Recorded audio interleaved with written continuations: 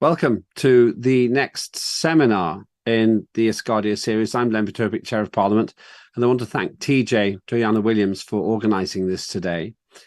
In this session, I'll be speaking about the supreme values of Asgardia. It's quite straightforward. You won't have to watch a slide presentation or anything else because it's all in the Constitution. And if you're interested, then you can have a look at the Constitution online. This is it here. I'm going to talk briefly about the points in the Constitution and the supreme values, and then we can have questions. This doesn't have to be a long session. It's just a very important one because it's about what Asgardia is all about. For those who are new to Asgardia, it's the world's first space nation, a nation dedicated to human habitation in space in perpetuity. That's not about living on a space station for 6 months. It's about living your whole life there, having children, having a career, and dying there as well. So we have to get our society right. And that's where the supreme values come in. The context of what we're discussing today is to develop an understanding of what we're trying to achieve for all humankind, and how we're trying to do this by taking the very best of how Earth politics works and leaving the not very good parts behind, things like war, for example. Asgardia won't have an army. The supreme values really underpin everything that we're trying to do. Before that, there are only 3 articles: the name of the nation, the status, and the mission. As I say, you can follow all of this by going to Asgardia's Constitution, which you'll find online, and then you'll find what I'm talking about. Now, in terms of the supreme values, I'll just read the first one because everything else really follows from it. Asgardia's supreme values shall be the common and permanent foundations of the self-identification of Asgardian citizens, which form the commonality of the Asgardian community and lie at the heart of the goals, set, and activities of Asgardia's governmental bodies and citizens' associations. This means that everything that Asgardia does, all of it, all the laws, all the behaviors, all the projects, and all the citizens have to follow that position, that fundamental condition, which is the respect of the supreme values. What's good about that is it creates a consistency. It means that everybody is living according to the same value system. If you don't like the supreme values, that's okay. You don't have to live in Asgardia. But to be in Asgardia, you're expected to follow the values, or at least not try to disrupt them. Are these things permanent? Yes. They can be changed by a constitutional referendum, and we had one of those quite recently. But it doesn't have to change, and it shouldn't change much in the history of Asgardia. The only reason it should change is because we discover there's a better way to describe some of the values, or there's something which we did not intend, which is causing difficulty in Asgardia society. It might also be that living in space, we learn that values need to change, perhaps because of how difficult the environment is there, or because living on Mars is different in terms of value structure to living on Earth. But we will cross those problems when they come up, and that will be a long time from now. Let me go through the others quite quickly, and then I'll talk briefly, and then we can take the questions. I won't read them word for word. You can look at them in the Constitution. But the second part of the article about the supreme values says that the Constitution, the laws, and the other legal instruments of Asgardia, as well as the activities of Asgardian governmental bodies, shall implement and protect Asgardia's supreme values. It's fairly obvious, but that means that the civic society has to actually protect the values, not just live by them, but make sure that they're carried out. That means that Parliament, of which I'm the chair, is one of the guardians of the supreme values of Asgardia. Moving on to the next one, Asgardia's absolute supreme value is unstoppable world cognition, world transformation, and world creation. Humanity striving into the infinite future, the infinite universe, and infinite new universes. That's really describing as a value, as a moral imperative, that we reach out to the cosmos. There's no point in having Asgardia if we don't do that. It's our raison d'etre, our reason for being. And it's the third part of our supreme values. Moving on, the fourth item is this. Asgardia's supreme values in fulfilling its mission are peace in space and peaceful settlement of the universe, ensuring equality of opportunity, safeguarding planet Earth, unity of space humanity, human dignity, rights and freedoms, human happiness, supremacy of Asgardia's laws, preservation of space environment, community spirit, scientific and artistic creativity, peace and tranquility, and fairness. I haven't read every single word, but you get the sense of this. Stepping back from the words, what we're saying is we want to create an ideal world, the best world that we can live in. We want us to be the best people and to live in our imperfect human way in as perfect a society as we can create. I'll just draw your attention to two of those items. The two that I think are particularly important is peace in space and the peaceful settlement in the universe. Asgardia, as I said before, has no army. It never will have an army. We don't settle our problems by fighting. We settle our problems by talking, by negotiating, by seeing the best in each other and in ourselves to make sure that our society really works. This is exciting because it means that we have a nation at last that does not seek territorial authority through power, but instead through persuasion and through sheer hard work. To me, this is the single most motivating aspect of what the supreme values define as morally right for our mission. The other one, which I just want to mention, is safeguarding planet Earth. A lot of the time in Asgardia, we watch the political proceedings on Earth. We see wars. Sometimes we see devastation from natural causes. We see people committing crimes against other people. Although it's difficult, Asgardia will not make a comment about Earth politics. We do not involve ourselves in terrestrial matters, but we do safeguard the Earth. And to explain the difference, political wars and military wars are caused by humans. Natural disasters are not. So Asgardia does not try to be a peacemaker, but we see ourselves as guardians of Earth's well-being. One of the most obvious examples is the threat of near-Earth objects that could incinerate life on Earth as we know it. We know it's happened before. We know it will happen again. That's a legitimate thing for Asgardia to be working on. And it is written here as one of our moral duties to safeguard our home planet, the mother planet where humanity began. All the other ones add value to, for example, a scientific and cultural development and so forth, and define the concept of fairness, and they're fairly obvious. I would expect a lot of countries on planet Earth would say they do that. I hope that we in Asgardia actually do. Moving on to the fifth item. So Asgardia's supreme values shall be equally important and equally implemented in the national administration. However, the absolute supreme value of Asgardia shall prevail over all supreme values in case of conflict. And that means that essentially what we see here is the opportunity for ourselves to get on with life as we want it. We don't have to endlessly walk around with the Constitution. But when there is any conflict, these supreme values come first. In other words, there's no contradiction in what we're doing. We make ourselves into an effective nation by putting the supreme values first, right behind the mission statement, and morally defining how we carry out the mission statement. That might even seem like a subtle and perhaps a confusing item. The way to look at it is when there is a conflict, Asgardia's supreme value comes first. So we don't end up with an argument, for example, where a law is put above the values. And I think sometimes in the United Kingdom, which doesn't have a written constitution, we have a problem with that. Well, Asgardia doesn't have that problem because it's written very clearly that the supreme value of Asgardia shall come first.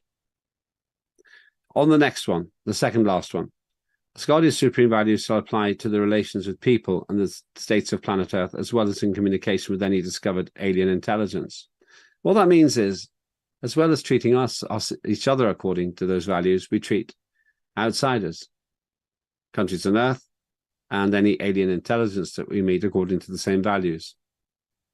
We will not be in a position where we treat ourselves as equals and others as inferiors. We will not make slaves of other people. Instead, we will treat them and other intelligences with the same respect that we must treat each other. The reason for this one is actually quite clear, I hope.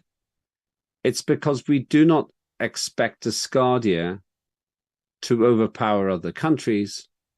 We do not expect Asgardians to behave in a worse way towards non-Asgardians than they do to each other. I think that the history of the human race has many examples when one country thinks of itself as better than another one and either invades or conquers or enslaves or fights that other country on that basis. Racism is an example of a perceived superiority. Racism has no place because of the sixth item in Asgardia's constitution in our land. And finally, it is prohibited to undermine or diminish the supreme values of Asgardia. Asgardia and its citizens shall implement and protect its supreme values from internal and external infringement. What that means is that every Asgardian is expected to defend those values. In a way, you read that in some of the pledges of allegiance that, for example, politicians have to make. I made a similar pledge when I became a member of Parliament in the United Kingdom. And in the same way, I would expect us to be able to respect each other in the process of living our lives and working interdependently. Let me summarize those 7, and then we can open to any questions that there are. If I was to summarize in one sentence what the values are for, it is to make sure that we all live according to the same rights and avoiding the same wrongs as best we can in our own imperfect human way. If I was to summarize what those values add up to in a single sentence, I would say to explore the universe peacefully with respect to other intelligences whom we will treat as equals, and in the pursuit of happiness, insight, and fulfillment. That's how I would describe what those supreme values do. Finally, the Constitution has many pages, over 30 pages, and it covers everything from territory, citizenship, how government runs, how Parliament runs. It's all in here, all in the Constitution. But all of it is consistent with those values. How optimistic am I that we will keep to them? I'm sure that sometimes someone will break some of those values. I'm sure that sometimes there'll be disputes and conflicts that have to be resolved, perhaps by the Supreme Space Council. That is the highest body in Asgardia. But I'm also sure that the weaknesses of humanity would be no excuse for abandoning the hope of a clear and morally focused society in space. We can define what we see as perfection and reach out to that perfection and do the best we can. And that's how I see the supreme values. From time to time, people will behave in ways that I don't really like. They can be disrespectful, or perhaps they use communication as a threat, or the lack of communication for blackmail. Sometimes people shout, and sometimes people are unreasonable to each other. But that's because we're human. My opinion is, as long as we have a good, fundamental, rock-hard basis for the values of Asgardia, then we will default to stability under stress as a nation, and hopefully as individuals too. Does that make us better than Earth nations? That's not our goal. Our goal is to be the best nation we can be. And if that means we are better than Earth nations, then that is a consequence. It's not in itself an ambition. But I do hope, with the absence of political parties, the non-existence of party factions in the political system, and the shared aim established by our founder, Dr. Asher Bailey, to have the first baby born in space responsibly and with medical professionalism, and to have the first permanent human space habitation. We are well on the way to doing it as well as anyone could ever dream of doing it in space. And for that, the supreme values, they're not just helpful, they're essential. Because when on a distant planet there are problems, perhaps even of survival, and the very human fears and self-interest and evolutionary fight for survival start becoming dominant in that high-stress position, we do have values to which we can fall back. It will only be history that tells us how well we do, but I think we've made a good start. And in the 6 years that I've been the chair of the Parliament, I can honestly say the values have, I think, helped to build the most principled political system I've ever had the honor to be involved in. So let's see if there are any questions or comments. Mary, can you see any?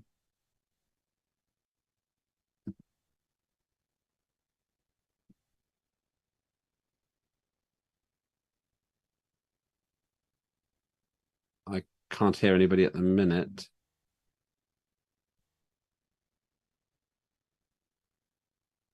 I got two to come in on WhatsApp. So from colleagues. One question is, how will those values be enforced from a distance?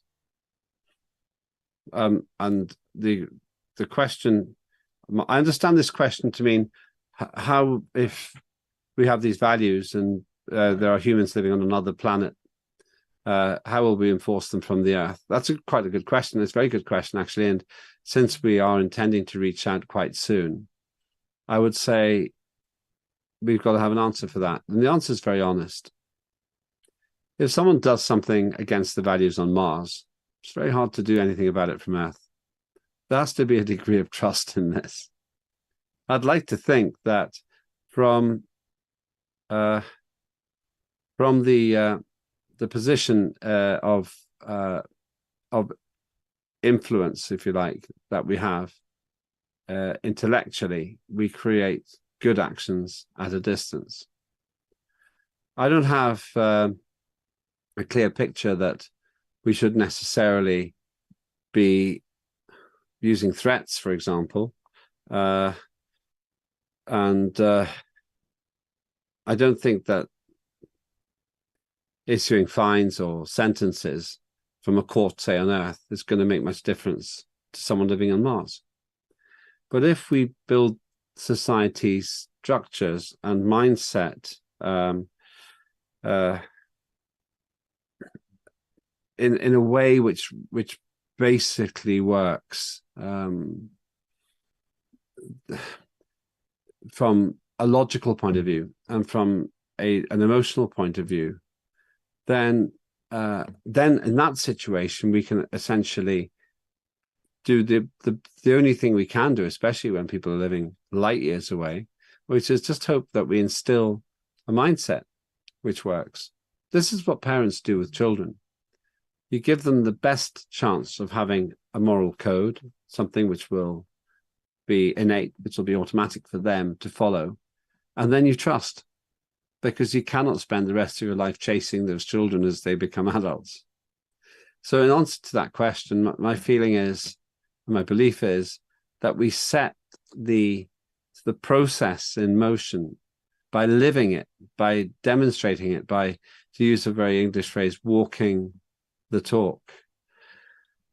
And as a result of that, the societies that we create elsewhere will become not just successful internally, but also consistent with these values. That would be my view. Feel free to come back if you want to, either on my machine or elsewhere. The next one I've got here is, That's kind of an interesting one. How can you said, Mr. Opik, you said the values can change. Why do you think they can change? Okay, let me go back to what I said. I didn't mean to cause confusion by what I said. But what I'm saying is that if we have, let's say, a value about, let me take a real one. Let's say a value here, to live in peace and peaceful settlement of the universe. It could be that we realize that we find ourselves in a hostile environment where people become hostile towards each other. And it could be that in extremis, if the actual future of that civilization is threatened by the actions of an individual, which is quite possible if you are totally dependent on a fragile ecosystem, that a value will be developed which is relevant to that particular circumstance. By definition, because I have not lived on Mars or Pluto or on a planet orbiting Alpha Centauri or on the TRAPPIST system, I don't know what those issues would be. But we can see in history this has happened. When the explorers were going from, for example, Europe around the world, sometimes they found themselves in the most difficult of circumstances. And while many of the systems and the values which they took from where their home country was to where they arrived, they remained the same, other things changed. If you look at the human society around the world, most of them have quite similar value systems. A few of them have some variations. One example is in some countries they have a value, thou shalt not kill, and others they still have, sorry, let me put that more clearly, not in a religious sense. In some countries they still have the death penalty, in other countries they don't have the death penalty.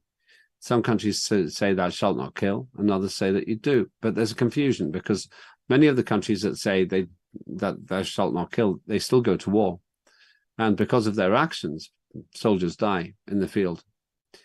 So we end up in a difficult moral dilemma. What I think will happen when we leave the Earth and we live in other places, or perhaps have a 10,000-year voyage to another star system, is decisions will be made that reflect the moral imperatives of the time. And those could be because of a situational stress. It could be because of something in the cosmos we didn't consider. Now, I'm sorry I cannot be more specific, but I don't think we know the answers to what would change until we live in an environment where we need those changes. But there's one example within Asgardia itself to show that fundamental conditions can change. We had a referendum of the Constitution with small changes, but changes all the same. And one of them was that there was an age limit for being a member of parliament. It wasn't a moral point, but it became obvious that most of Asgardia's members of parliament didn't think it was a good idea. So we changed it and reduced it massively. With values, that could happen too. My last observation is, I think that the very basic values will never change. If Asgardia wants to have peace now, it's probably always going to want to have peace in the future. If we want safety, security, tranquility, those things are aspirations that are in our hearts and in our minds. We're hardwired, I think, in many ways to want them. Maybe not everybody, but I think societies like peace. So I don't think those will change.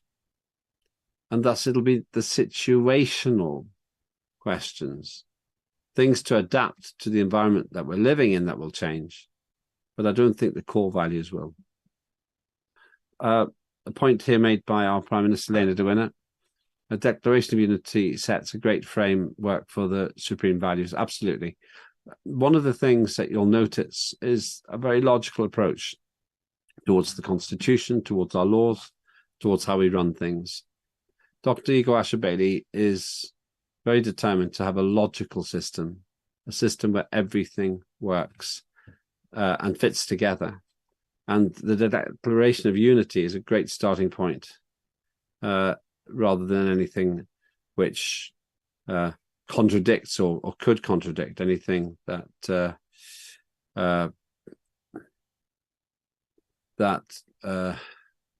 would be inconsistent. We don't have inconsistencies in our systems, and when we spot them, then we change them.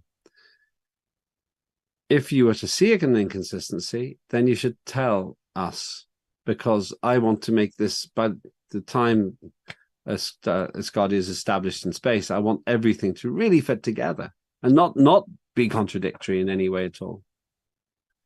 Let's see. Another point also from the Prime Minister, the Constitution can be found on Asgardia.space in all the 12 languages of Asgardia. That's a very good point. Absolutely.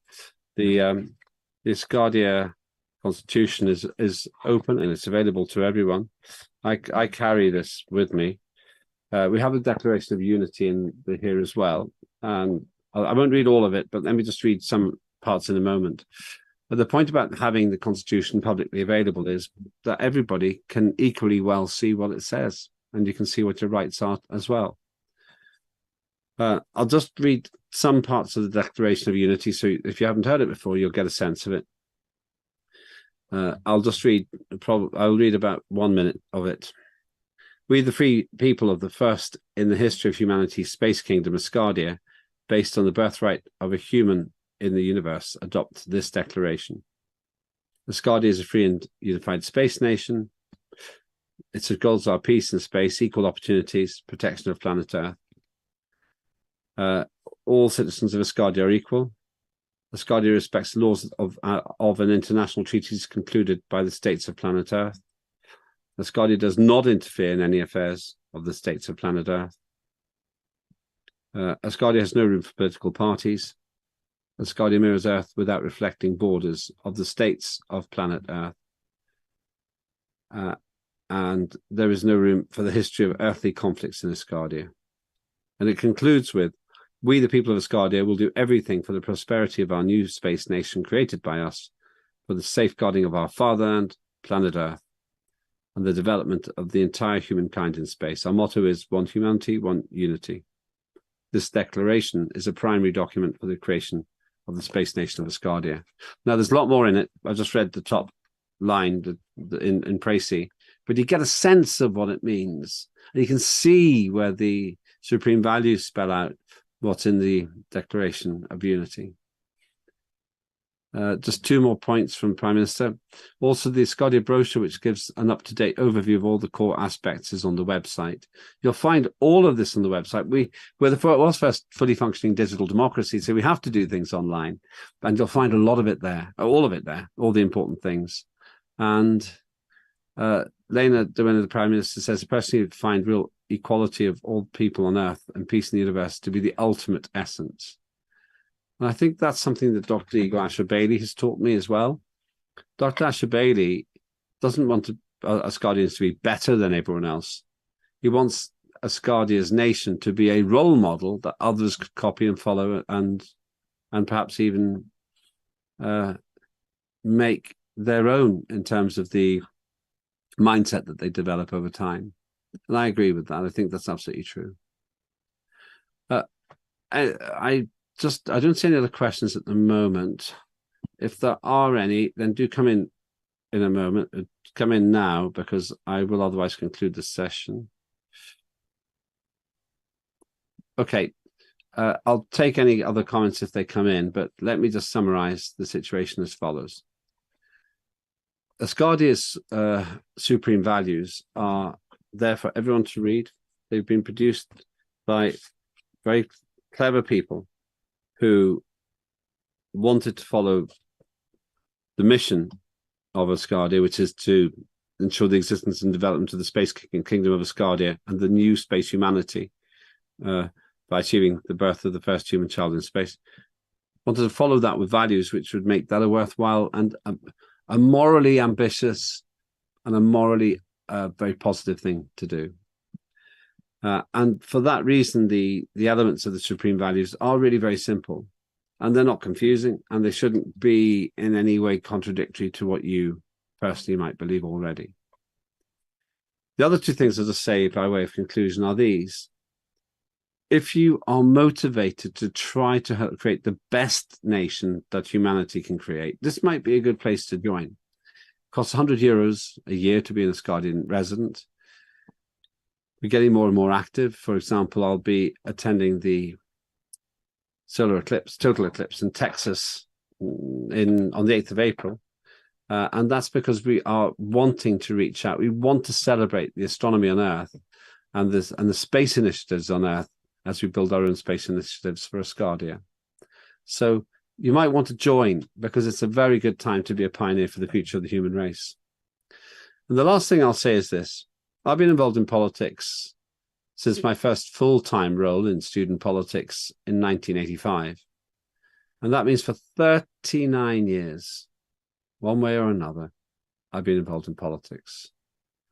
And I've never seen an institution, a political structure, which has more chance of creating a stable, progressive, and unified nation. There are some great nations on the planet, and humanity has created some great things. But the idea of having a nation which is traveling for all humankind without the vested interests of political parties or territorial ambitions on Earth or beyond, a country that is, through its values, dedicated to treating others equally to itself, that is a rare thing for me. And that's really why I do so much to try to promote Asgardia and to make sure that we will be in space before too long. Do join us if you'd like to. I hope that you found that interesting. I hope you found that motivating. My name, as I said before, is Lembit Opik. I'm the Chair of Parliament. And I hope that you'll join us on a mission which will define how we live in space, perhaps for all time. If you find that exciting, if you find that visionary, then join our vision now. Go to asgardia.space and become a resident. I don't think you'll ever look back, but you'll always look up. Thank you very much indeed for joining. I think those are all the questions that we had. There are a couple more, sorry, under any other business. Current research activities in Sirius are in line with the values. There's a long-term project, immersion project in Moscow to look at how people operate when they're in an enclosed space, a self-sustaining space, to see what happens to people's values when they're in that situation. So they're actually living those values in a microcosm, in a small extended immersion experiment in Moscow. And that's a really good point. And they support the core mission, the achievement of birth of the first human child in space, as I said before, providing research in female health as well in space. So it's all consistent towards that first child. Sometimes people ask me, why does it matter that we have a birth in space? Well, the answer is simple. If you can't be born in space, we'll never leave the Earth. If you have to come to Earth to give birth to a child, you'll never go far from the Earth. That is impossible if you reach out to the stars. It's pretty much impossible if you go to Pluto. Anywhere which has a journey time of more than 9 months, once you're pregnant, you won't be able to get back. So, and why should you have to? So that's absolutely central if human beings are going to reach out into space. Maybe you would think that human beings shouldn't do that, but I think that it's our mission to travel, our mission to explore, and our mission to populate life without harming other life. Because we know that the universe has sentient beings, conscious beings. They're us, maybe dolphins, maybe whales as well. And I think we owe it to ourselves to travel. And you can also find out how we're developing all of this by going to asgardia.space and reading the current news. It's always there. You'll find out more about the Dallas event as well. If you happen to be in America or wherever you are, you're welcome to come to that as well to see the total eclipse. And I will be there as well. So with that, thank you very much. Thanks to the organizers. Thanks to TJ for making all this possible. I believe we have another one on Friday in 2 days' time. Do please join us for that as well. Very exciting to have these. TJ is doing Toyana Williams is doing great work in terms of creating these webinars. There are others as well. And if you have ideas for a webinar, please do get in touch with me. You'll find me at chair.parliament@asgardia.space. Very easy, chair.parliament@asgardia.space. I think we can finish there. Thanks so much indeed to everybody. Have a good rest of the morning, noon and night. And as I say, if ever you want to discuss involvement or even volunteer to help spread the message of Asgardia according to the supreme values we've been talking about today, then do get in touch. As we say in Asgardia, one unity, one humanity. We mean it, we live it, and we hope that you'll join us in living it too. Have a great day. Thanks very much indeed. And we can close the transmission.